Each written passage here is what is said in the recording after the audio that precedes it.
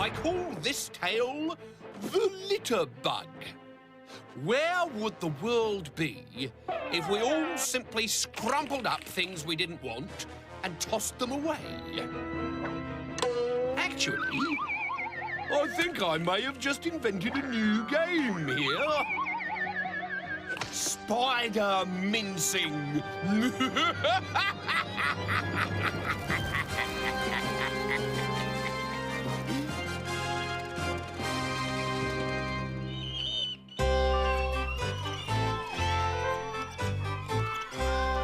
Once upon a time, people wore tights to stop rats running up their trouser legs.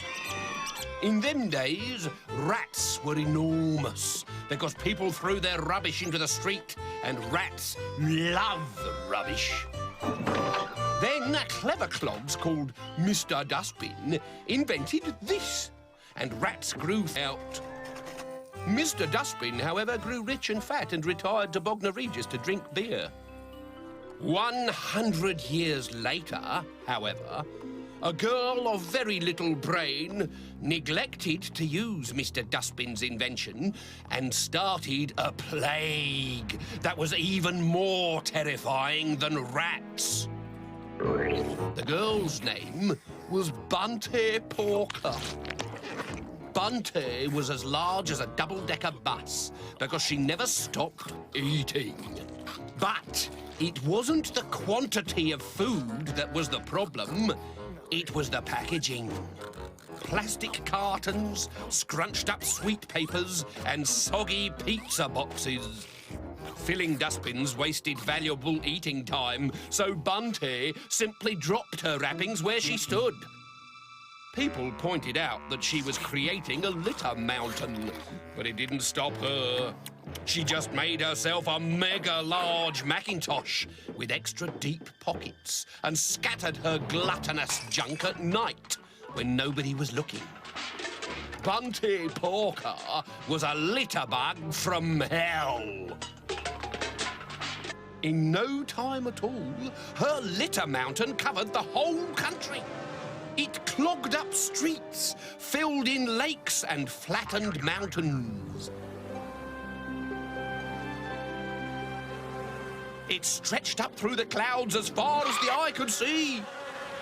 Whole families were trapped in their homes, and farm animals were buried in crud.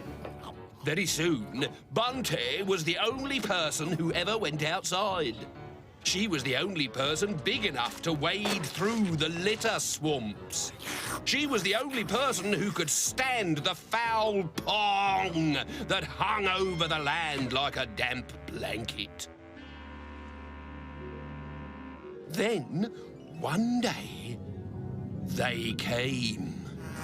The big black bugs. To them, the pong was pure heaven. It was like waking up in the morning and smelling toast downstairs.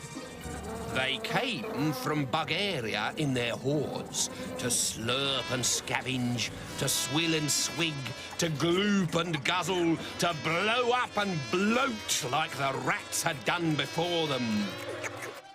It was the Queen who snapped first.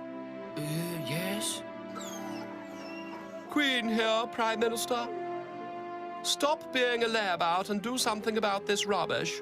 I can't get out to walk the corgis. Oh, I'll get onto it straight away, Your Majesty. Too right you will, chummy. They're only little dogs and they can't hang on much longer.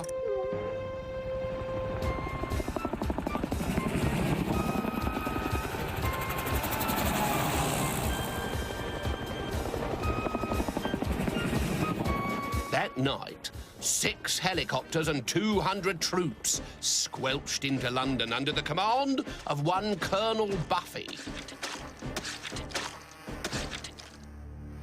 Operation Capture Bunty, present and correct, PM. My troops are fully camouflaged.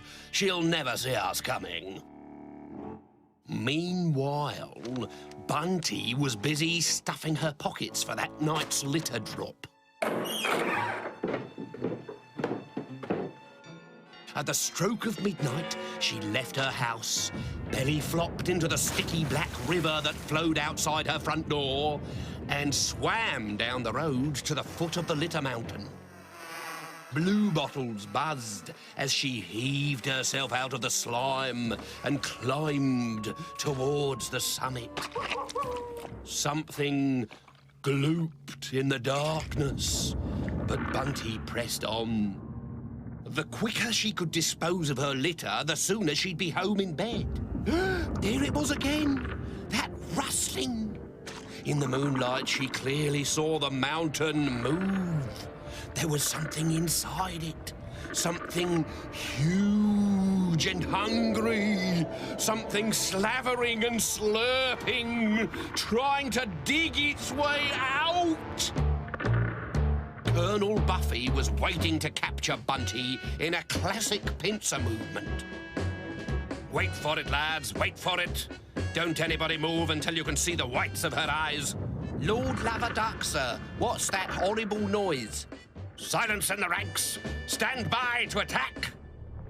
Bunty was standing on the putrid peaks, offloading her foul cargo, when suddenly the air was filled with screaming and shouting.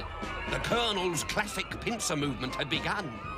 But before his troops could lay a hand on Bunty, the Litter Mountain shook again, and a long, black feeler slid out of the rubbish like a tentacle from the deep. Retreat! The cowardly Colonel withdrew his troops and left Bunty Porker to face a classic pincer movement of quite a different kind. Bunty felt the earth shudder. She lost her footing and slipped. Whereupon a second feeler twitched its way through the quaking mire. It grew and grew until it was 30 feet long. Bunty couldn't believe her eyes. This wasn't possible. No bug was that big, unless... Her heart trembled and stopped. Unless the big black bugs from Bugaria had been eating the rubbish and grown into giant black bugs. The mountainside tore open in front of her. Two enormous black pincers flashed past her head. The litterbug was hungry. With one enormous gloop, the giant jaws sucked up 3 tons of litter, and the bug licked its lips. When the greasy chip papers had floated back to Earth, Bunty Porker was nowhere to be seen. She had disappeared along with all the rest of the rubbish. The litterbugs ate Bunty's mountain, then flew away in search of food elsewhere. But Bunty's gloopy demise served as a reminder to others. Nobody dares drop litter now. Nobody, that is, except for big, black bugs. So, Spindleshanks, I trust you use litter bins? As litter bins?